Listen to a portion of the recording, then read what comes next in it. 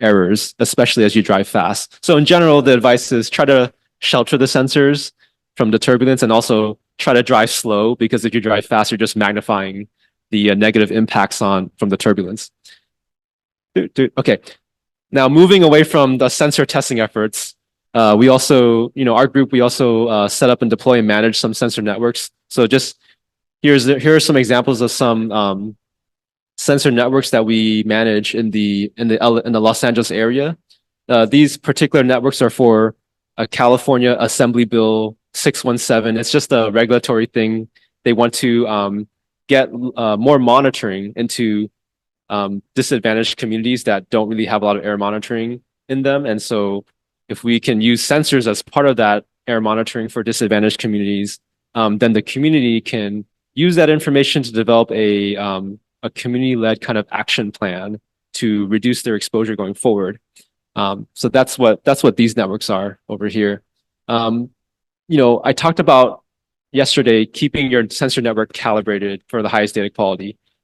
We don't have the staff resources actually to go out and keep these maintained, and I think that's probably the case for a lot of you. No, it's just hard to keep these things maintained. So we are using remote calibration techniques. There's one made by Aeroqual. It's called moment matching. And so, that theory is if you can kind of align the mean and the standard deviations of distributions at certain time periods, that can kind of keep sensors in a network, adjusted to each other. Yeah. And another new effort we're doing is to set up a sensor loaner library. So the great irony of low-cost sensors is that even though they are pretty inexpensive to us in the United States, there's still, we still see them mostly deployed and purchased by people in wealthier neighborhoods. And in the poorer neighborhoods, we still don't see a lot of low-cost sensors. So the thought is that if AQ-SPEC, if we can set up a bank of sensors that we can loan out like books in a library, anybody in the public can come and borrow it from us and they can take it home and do some air monitoring in their home or in their neighborhood, just to kind of break down that barrier to access. So we recently received a grant from the US EPA to expand our sensor library loan program to 4 community groups in the LA area.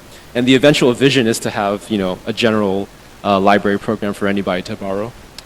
And then finally, this is the last one. So this is our sensor educational toolkit. This is a really great resource for folks who are interested in setting up air monitoring projects with low-cost sensors. It's kind of an A to Z, not just of air pollution basics, sensor basics, but also project management, keeping communities motivated, keeping the momentum going on a project, how to have community members translate data into action. And so, yeah, please copy down this link. So, because I couldn't carry so much stuff in my luggage, I didn't have that many hard copies of this book. So I only have one left. But if you want to, you can go to that link there, aquni.gov/aq-spec/special-project/star-grant. And the very first link on that page is an electronic PDF version of this book. And on that page, we also have YouTube videos that make it very easy to explain to people about sensors and how to use them. And we also have other resources for data analysis and interpretation. We have an R package called Air Sensor. So that's an R package that you could use to help you assist you in analyzing and visualizing purple air data. Okay. Anyone not have time yet to copy that link down? If you still need more time, raise your hand. Okay, or take a photo. All right, so next slide, please. Okay, yeah, so in summary, the AQ-SPEC program, we exist to provide clarity to the public on sensor performance and also to give feedback to the manufacturers to improve their products. We test them in the field and the laboratory with long-established procedures, and we have new efforts going on like VOC sensors and mobile testing of sensors.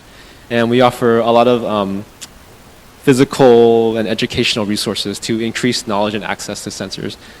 So with that, I'd like to thank, next slide please. This is the same as last time. Just thank the folks back at South Coast AQMD that make this effort possible. And thank you again to Department of State and to Columbia University for organizing this. Thank you.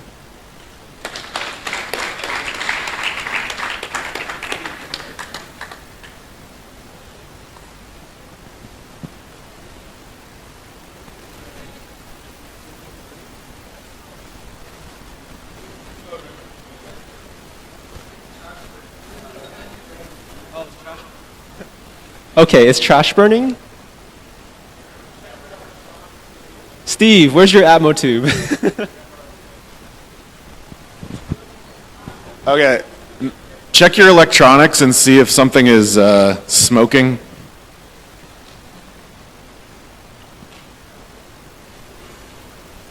Check your plugs. IT team, also check your stuff.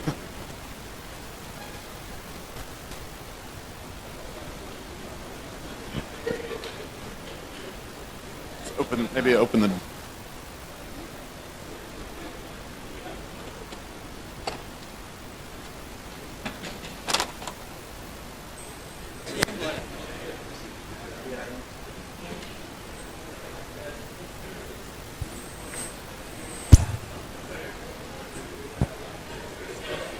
All right.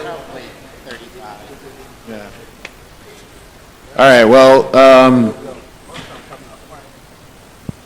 yeah. If people have any questions, we can open the doors maybe to get the smoke smell out a little. And I guess I'll start with a question for you to kick it off. I actually had a couple, and I can't remember all of them. So,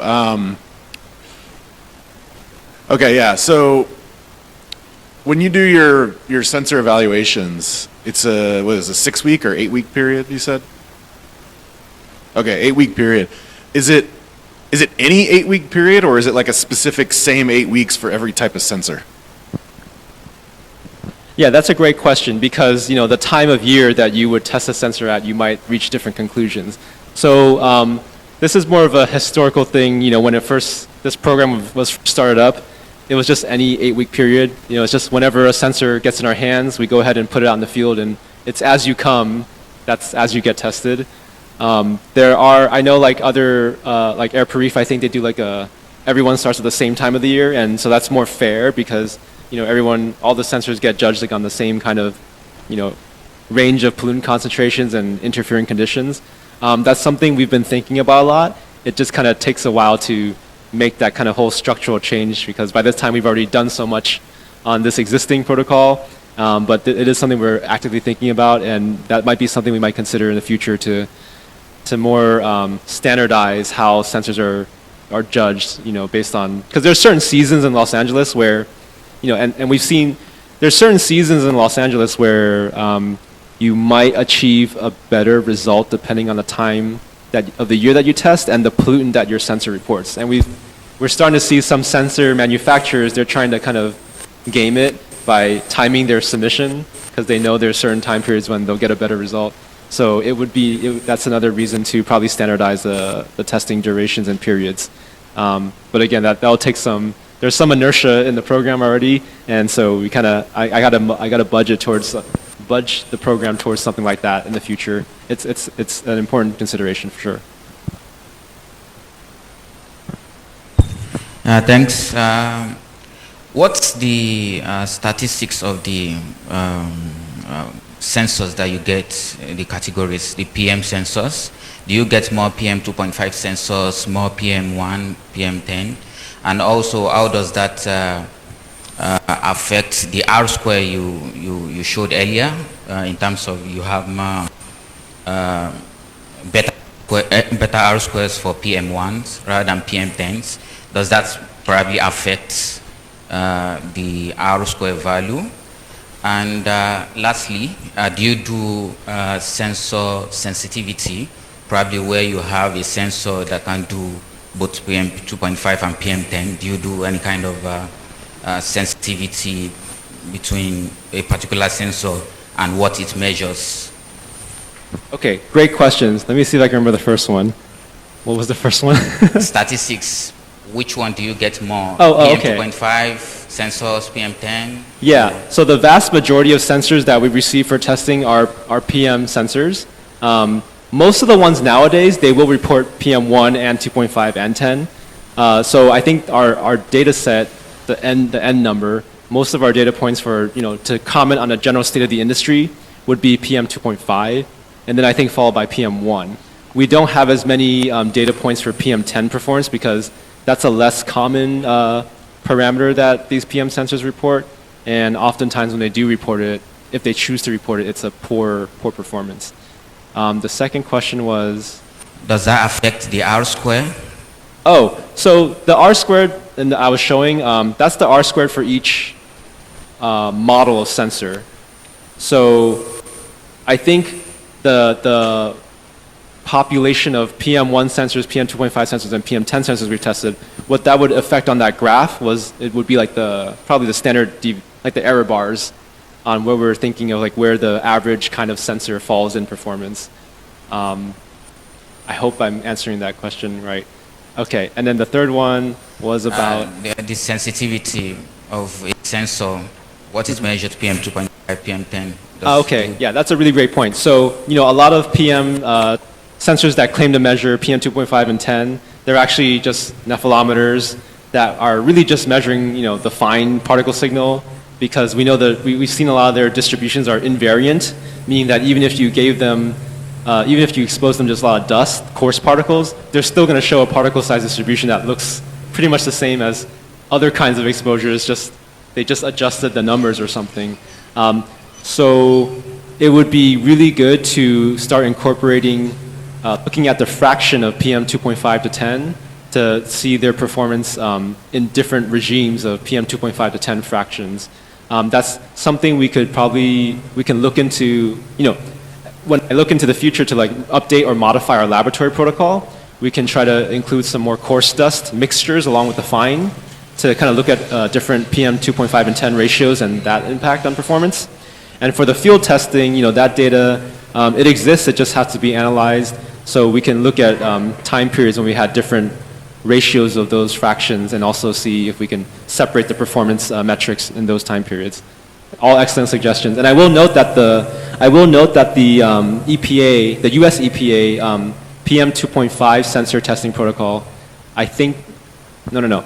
They have an upcoming one that I can't talk about because they haven't published it yet. But they have an upcoming one where looking at the PM 2.5 and 10 ratios is a part of the evaluation. Yeah.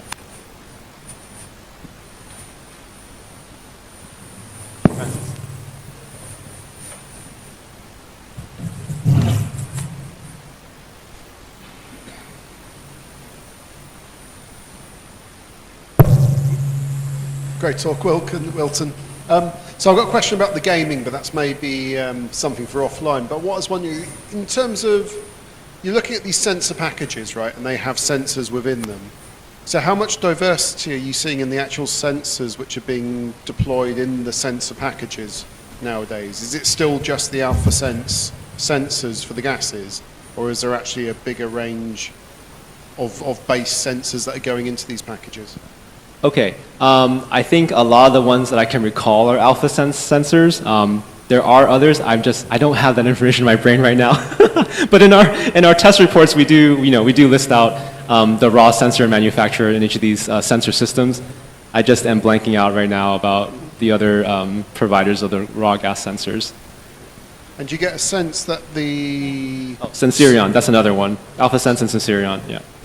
And do you get an impression that the sensors are getting better? You showed that nice graph of the R squared increasing over time. So is the base sensors getting better, or is it the algorithms on top getting better? Yeah, that's a really good point. Like, for example, when PM 2.5, R squared has been increasing every year and the error has been decreasing every year, we don't know whether that's an improvement in the actual physical sensor design or whether that's just the sensors having more clever ways of accounting for sources of error.